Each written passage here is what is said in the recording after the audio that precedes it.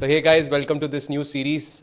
This series is basically me talking about the world economics, and what is happening around the world. This is the first episode in this series, and मैंने सोचा कि मैं इसको काफ़ी casual and podcast type of form में करता हूँ, जिससे कि कैजुअल होके मैं आपको इजी तरीके से एक्सप्लेन कर पाऊँ कि अभी वर्ल्ड में क्या चल रहा है एंड वर्ल्ड अभी किस तरफ मूव कर रहा है.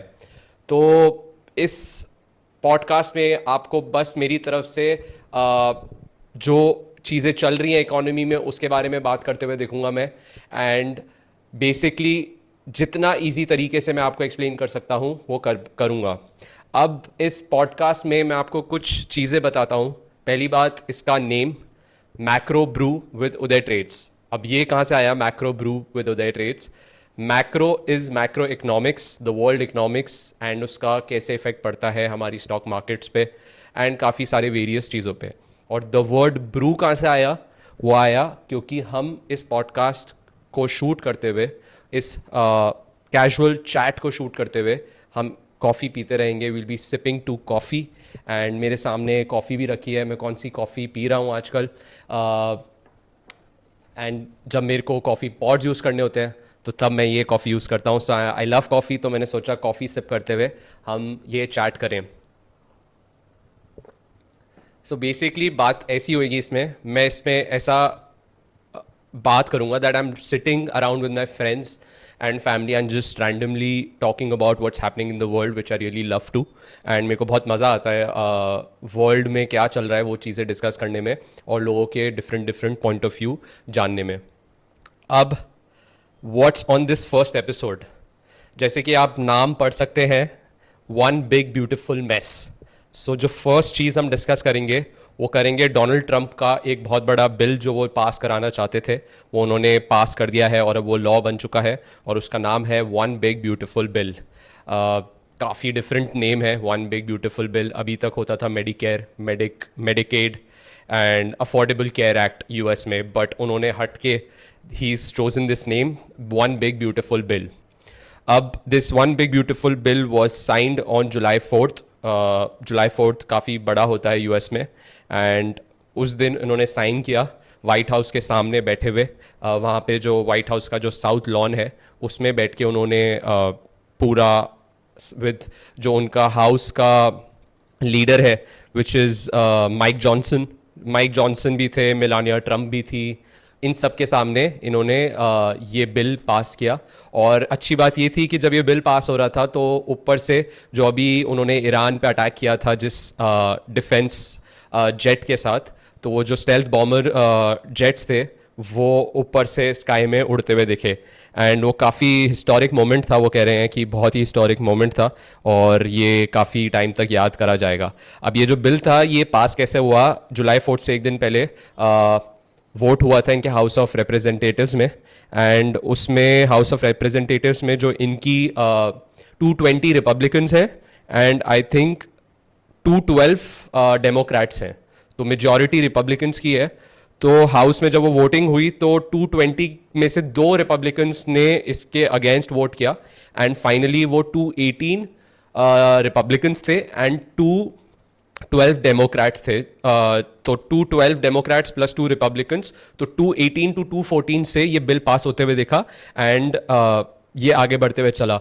बट डेमोक्रेटिक लीडर जो है हकीम जेफरीज, उन्होंने एंड में एक 46 मिनट्स लॉन्ग स्पीच दी जिसमें उन्होंने बताया कि ये जो बिल है अगर ये चला गया तो ये खाली जो रिच है उनको रिचर बनाएगा and it will be vulnerable for the lower income people.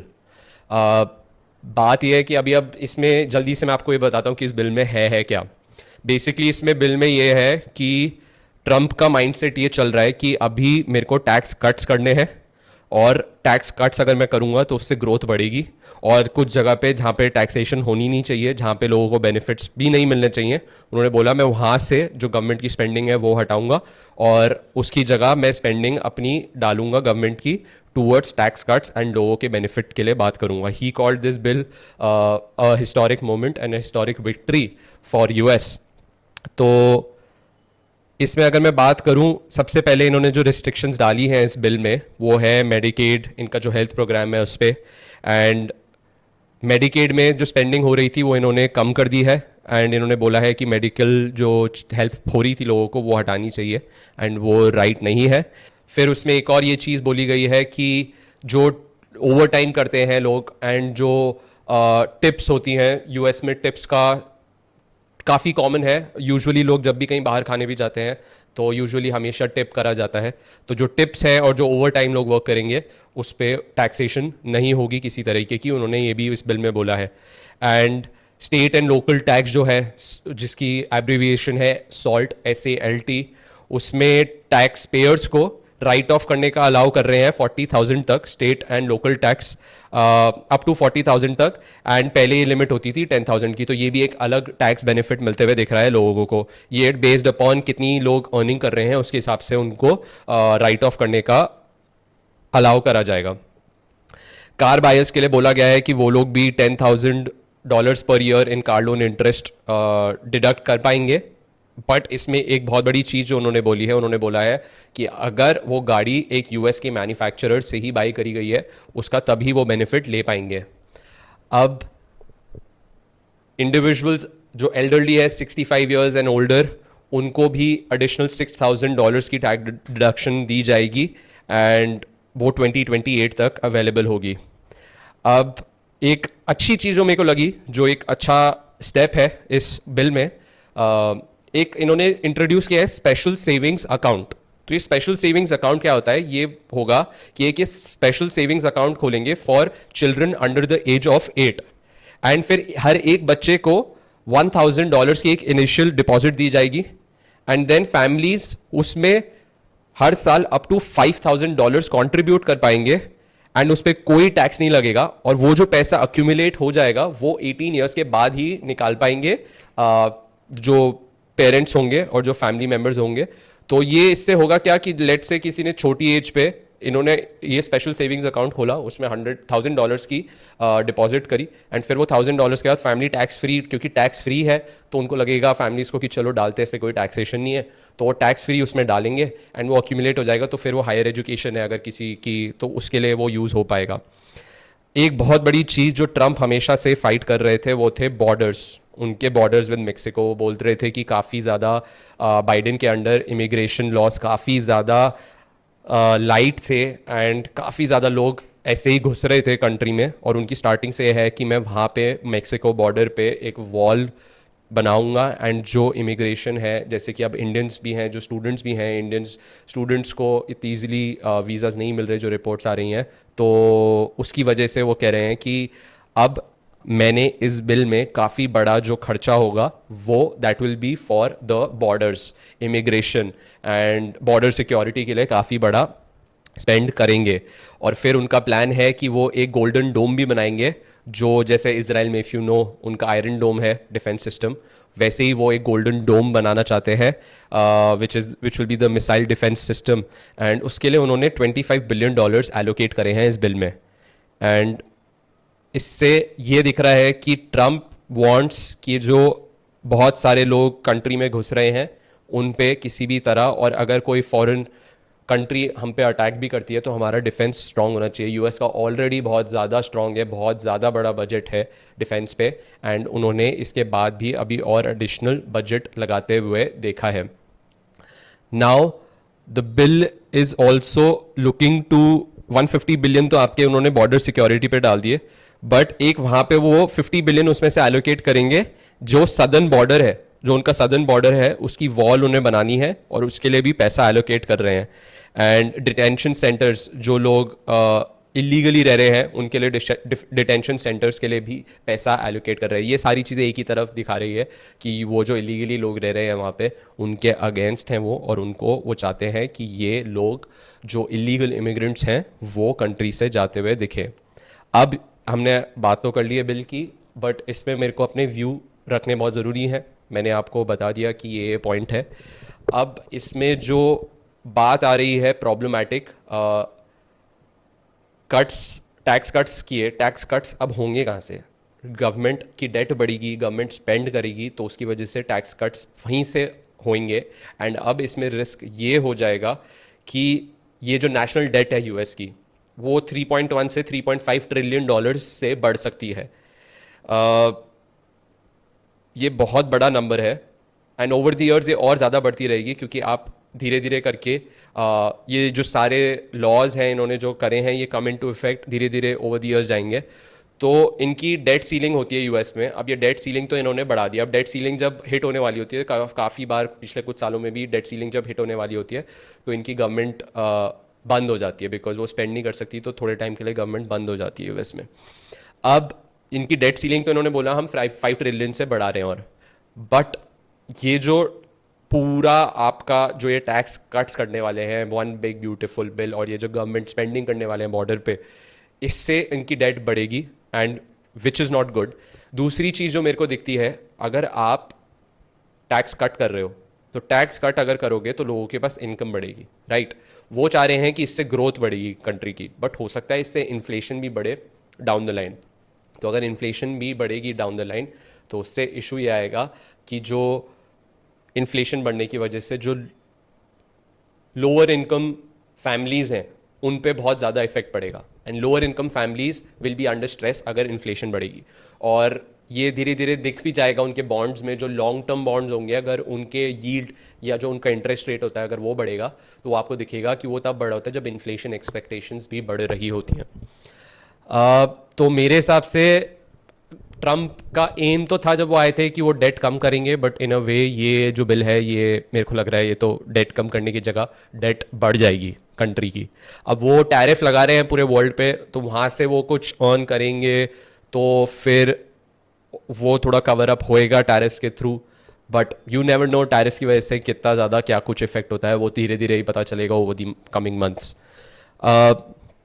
अब इसमें सबसे बड़ी चीज़ जो सबने देखी होगी वो था ट्रम्प और इलॉन मस्क का जो बहुत बढ़िया रिलेशन था। इलेक्शंस जब रैली वगैरह हो रही थी, दोनों ब्रदर्स इन आर्म्स लग रहे थे कि they will be brothers in arms, but I don't know at that point as well मैं यही सोच रहा था कि how can these two people who have very different mindset be together, because Elon Musk के पास टेस्ला है, Tesla is electric vehicles, green energy, इसको सपोर्ट करती है। And on the other hand Trump doesn't support green energy that much. वो बोलते हैं कि ऑयल भी बहुत ज़रूरी है, और उनके हिसाब से ये जो सब्सिडीज़ मिलती हैं, इंसेंटिव्स मिलते हैं इलेक्ट्रिक व्हीकल्स को, ये सब नहीं होने चाहिए। तो अब वो क्लैश आते हुए दिखा है and they are clashing now. और इससे हुआ क्या, ट्रम्प ने एक अभी रिसेंटली पोस्ट भी किया था, बहुत टाइम से इन दोनों के बीच में चल रहा था, बट ट्रम्प ने एक रिसेंटली पोस्ट किया था जिसमें उन्होंने बोला था कि इलॉन को हमेशा से पता था कि मेरा ये जो वन बिग ब्यूटीफुल बिल होगा उसमें से मैं जो टैक्स इंसेंटिव्स होते हैं, clean electricity, electric vehicles, green manufacturing companies को, वो मैं हटा दूंगा। बट इलॉन ने बोला कि he is always against this, और ये बिल भी एक रबिश है उनके हिसाब से, एंड ये कोई अच्छा नहीं है कंट्री के लिए, ये लोअर इनकम वाले लोगों के लिए और ख़राब है बिल। अब उसके बाद उन्होंने एक पोल कराई इलॉन मस्क ने अपने ट्विटर अकाउंट पे, और उन्होंने उसमें पूछा कि क्या हमें एक थर्ड पार्टी बना देनी चाहिए, जो वो बहुत टाइम से बोल रहे थे कि मैं अगर ये बिल पास हो जाते हैं तो मैं एक थर्ड पॉलिटिकल पार्टी बना दूंगा यूएस में। एंड उन्होंने एक थर्ड पॉलिटिकल पार्टी भी बना दी है यूएस में, which is called the American party, America party. और ये अमेरिका पार्टी अगर आप देखो तो यूजुअली पहले भी हो चुका है 3 पार्टीज़ का, बट ये यूजुअली सक्सेसफुल होती नहीं है। पॉलिटिक्स और रॉकेट साइंस का पहले भी एक मैं आपको एग्जांपल देता हूँ क्या हुआ था। सो इन 1952 Israel had offered Albert Einstein presidency, but Albert Einstein, the father of science, I would say, जिन्होंने मतलब वेरी शार्प माइंड, साइंस में top level high IQ person, and he redefined the universe laws, and उन्होंने इस चीज़ को बोला कि no, I don't need presidency of Israel, I won't be able to do it because science and politics are very different, I am not a person who can handle people well, तो मेरे हिसाब से मैं politics में नहीं घुस पाऊंगा। Same अब इलॉन मस्क देखो, काफ़ी सिमिलर, रॉकेट भेजते हैं and knows a lot about science, very highly successful in SpaceX and everything, but now he is going into politics. तो पॉलिटिक्स एंड रॉकेट साइंस मेरे को नहीं लगता हैंड इन हैंड इतना जाएगा, but यहाँ पे एक बहुत बड़ी चीज़ है जो मेरे को लगता है इलॉन मस्क के हाथ में है, और जो थोड़ा कियोस कर सकता है, जो ट्रम्प भी बोल रहे हैं कि if this making a third party is never successful, it creates chaos in the country. तो आई थिंक इलॉन यहाँ पे क्या कर सकते हैं, because number one, richest man, very powerful, has financial backing. He पहले क्या होता था, जब पहले थर्ड पार्टी कोई बनाता था तो उनके पास मीडिया रिप्रेजेंटेशन नहीं होती थी, but Elon Musk has media representation because he owns Twitter, जो अब एक्स बोला जाता है, he owns that, so he can easily, he has the media backing and he can easily do well because a lot of people follow him on Twitter and X. Um, so financial backing, media backing, so this person can create chaos. Let's say उन्होंने कुछ Republicans को back कर रखा हो elections में, financial backing कर रखी हो, and he has good relations with them, and फिर वहाँ पे वो कियोस क्रिएट कर दें रिपब्लिकन्स के अंदर, so that will be an issue I believe. And Elon Musk is that person, the only person I think can do that is Elon Musk, because वो financial backing जो है वो बहुत important है पॉलिटिक्स में। अब ये हो गया फर्स्ट पार्ट। अब एक बहुत अच्छा जो डिस्कशन करने में बात चल रही है, अप्रैल से चालू हुआ, वो है डोनाल्ड ट्रंप के टैरिफ्स। बेसिकली मैं आपको थोड़ा सा रिवाइंड करूं एंड बताऊं हुआ क्या। अप्रैल 2 बहुत इंपॉर्टेंट डेट, लिबरेशन डे उसको नाम दिया डोनाल्ड ट्रंप ने। उन्होंने बोला कि मैं कंट्रीज़ पे टैरिफ लगा रहा हूँ बिकॉज कंट्रीज़ हमें बहुत ज़्यादा एक्सप्लॉइट करती हैं, एंड यूएस को बहुत सालों से एक्सप्लॉइट कर रही है।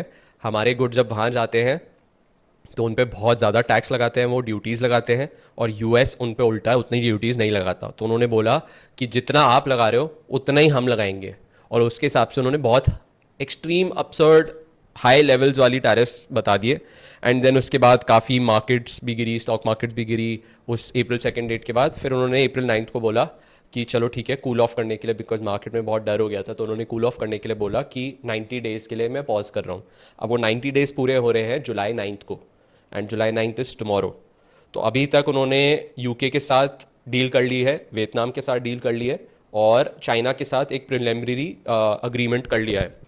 अब उन्होंने कल क्या किया है, उन्होंने बोला है कि कल बहुत इंपॉर्टेंट चीज़ अगर मैं आपको बताऊं, उन्होंने कल 14 कंट्रीज़ को लेटर भेजा है, और उन्होंने अपने ट्रूथ सोशल जो उनका अकाउंट है जहाँ पे वो डालते हैं उस पर वो लेटर्स की कॉपी भी डाली है, और उन्होंने 14 कंट्रीज़ को बोल दिया है कि आपसे हमारी बात नहीं हो पा रही, so we are coming to an agreement, and then he said that your tariffs will come into effect.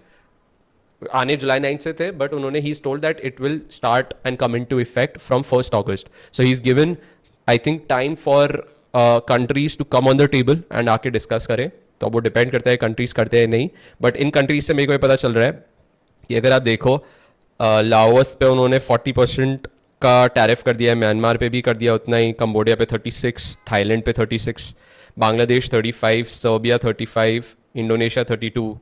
Major अगर आप देखो, जापान प्रीवियसली अप्रैल 2 को it was set 24%, and now July 7 को उन्होंने उनको जो लेटर भेजा उसमें 25% कर दिया उसको।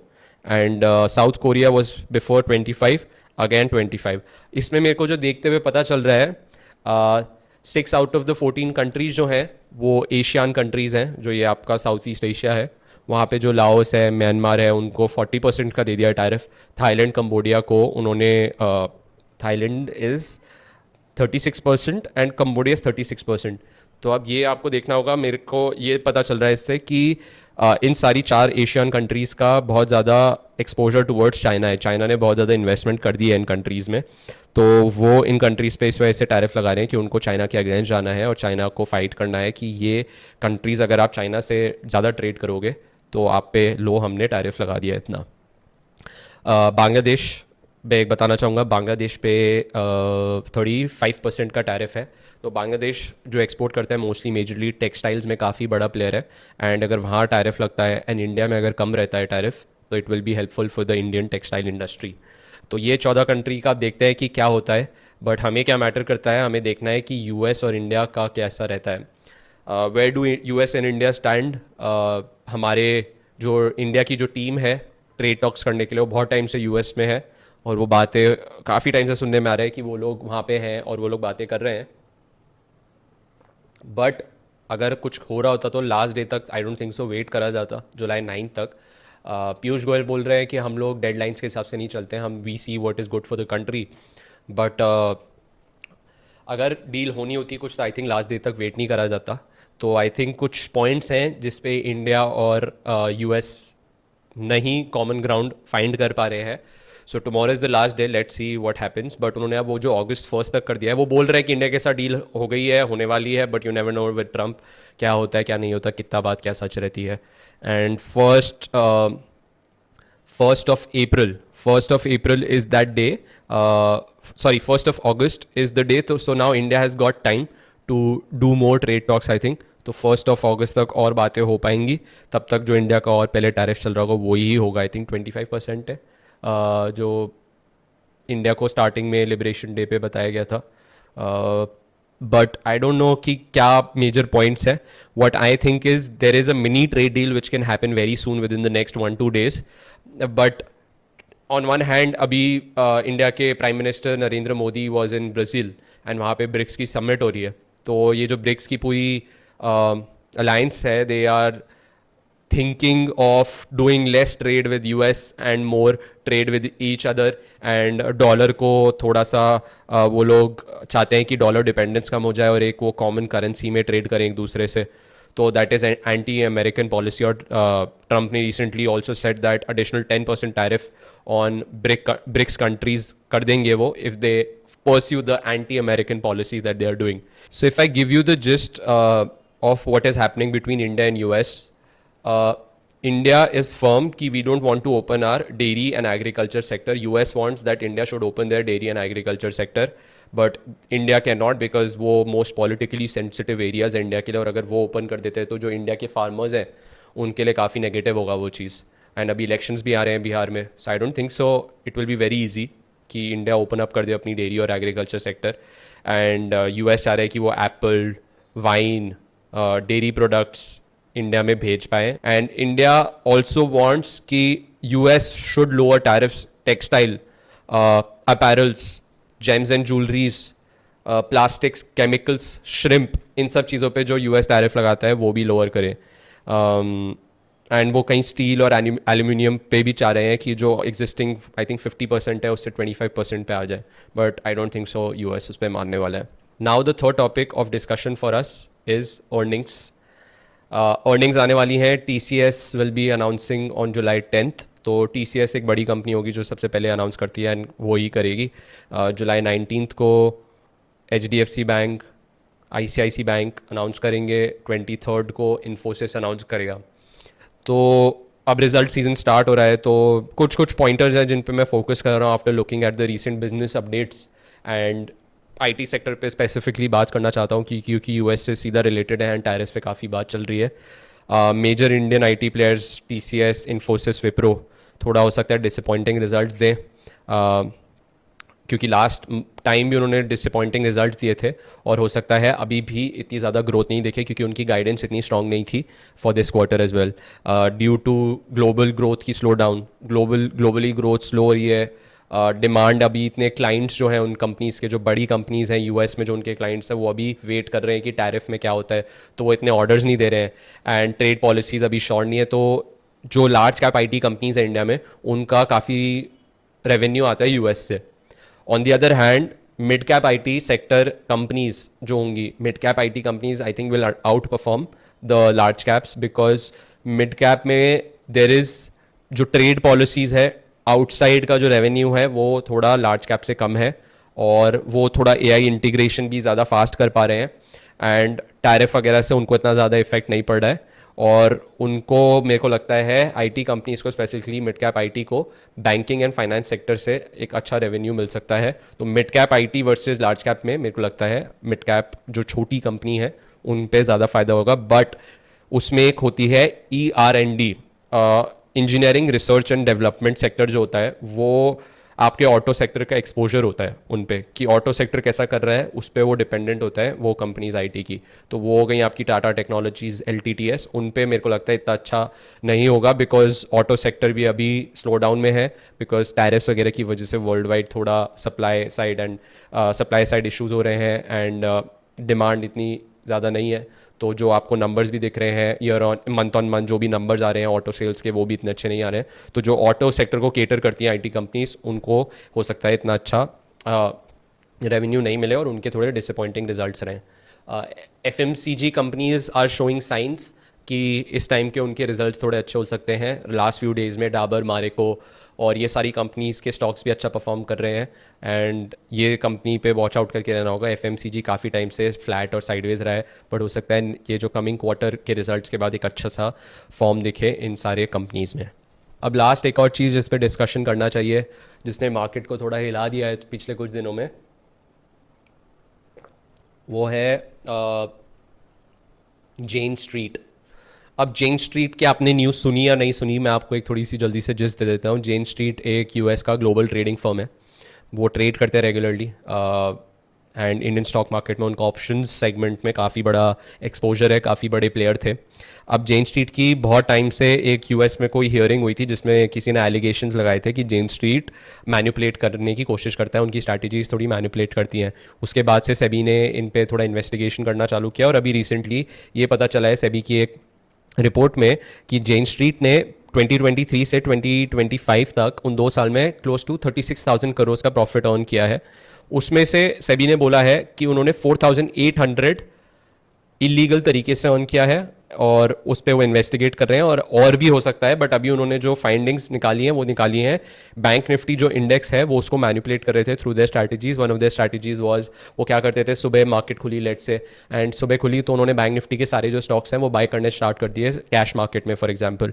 अब वो जब बाय करेंगे तो उससे लगेगा बैंक निफ्टी का थोड़ा प्राइस ऊपर जाने लग जाएगा, और जो रिटेल ट्रेडर्स होंगे उनको लगेगा कि मार्केट अब ऊपर जाने वाली है, बैंक निफ्टी ऊपर जाने वाला है, और जैसी मार्केट ऊपर जाती थी वो ड्यूरिंग द डे वहाँ पे शॉर्ट कर देते थे थ्रू पुट ऑप्शंस की, या कॉल ऑप्शन सेल कर देते होंगे, और उसके थ्रू वो शॉर्ट पोजीशंस, जिसमें कि जब अगर नीचे आएंगे प्राइसेस बैंक निफ्टी के तो वो प्रॉफिट करेंगे। तो कैश में तो उन्होंने ऊपर ले गए, बट अगेंस्ट ऊपर ले जाके उन्होंने एकदम से बैंक निफ्टी को क्रैश करा देते थे, और ये थोड़ा pump and dump kind of strategy है जो वो करते थे, और उसकी वजह से उन पे कैश मार्केट में अगर कोई लॉस भी होता था तो उनको जो लेवरेज की वजह से ऑप्शंस में प्रॉफिट होता था वो काफ़ी बड़ा होता था, तो उसकी वजह से उन पे एलिगेशंस लगी हैं कि वो मैनिपुलेट कर रहे थे।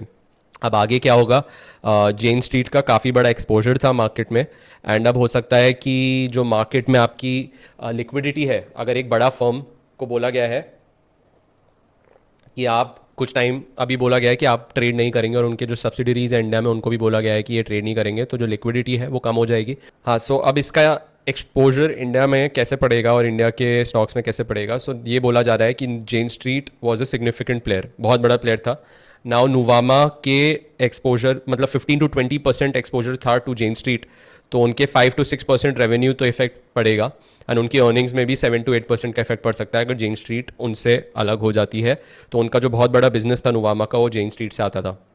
बीएससी का जो है, बीएससी भी बोला जा रहा था कि बीएससी पे भी बहुत पड़ेगा। बीएससी का मार्जिनल है, मिनिमल 1% एक्सपोजर है उनके रेवेन्यू पे थ्रू जेन स्ट्रीट, तो इतना बड़ा इम्पैक्ट उस पर नहीं पड़ेगा। बट ओवरऑल अगर ये न्यूज़ ऐसी ही रहती है, कुछ ना कुछ नई डेवलपमेंट्स आती रहेंगी, तो जब तक ये चीज़ पूरी ख़त्म नहीं होगी तब तक कैपिटल मार्केट जो स्टॉक्स है, खाली नोवामा वगैरह नहीं, अगर आपका ये 361 है, देन बीएससी है, देन अदर स्टॉक्स जो हैं उन पे एक प्रेशर बनते हुए दिख सकता है जब तक ये न्यूज़ पूरी नहीं हो सकती।